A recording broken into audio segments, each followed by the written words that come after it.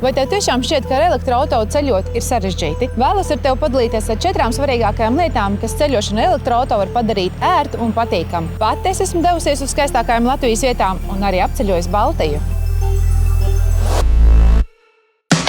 Pirmais ir noteikti uzlādes vietas. Agrāk tas tiešām bija izaicinājums, bet tagad uzlādes vietas ir pieejamas visur. Arī ceļojot pa Baltijas valstīm, Ignitis On uzlādes tīkls ir plašākais. Teju ar 900 uzlādes stacijām un vairāk kā 1800 uzlādes punktiem. Ceļojot pa Baltijas valstīm, tu vari būt drošs. Elektroautovu uzlādes stacijas būs pieejamā attālumā. Es izmantoju Ignitis On mobīlo lietotni. Tajā es varu redzēt tuvākās stacijas, to pieejamību un jaudu.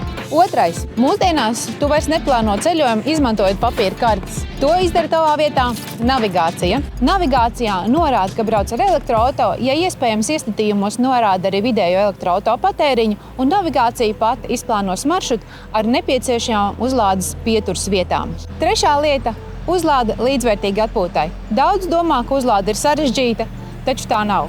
Kamēr auto lādējās, tu vari paņemt kafiju, iziet pastaigāties, izlocīt kājas un atkal doties ceļā.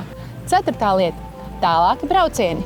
Ar elektroautovu var droši doties tālākos ceļojumos. Vienīgi pirms brauciena pārbaudi staciju pieejamības tavā maršrutā. Elektroautovam vairs nav tikai pilsētas auto. Ar to var droši doties tālākos ceļojumos. Mana pieredze rāda to, ka ne jau tehnoloģijās ir problēma, bet mūsu ieradumos. Maini tos un ceļojums tev sagādās daudz lielāku prieku.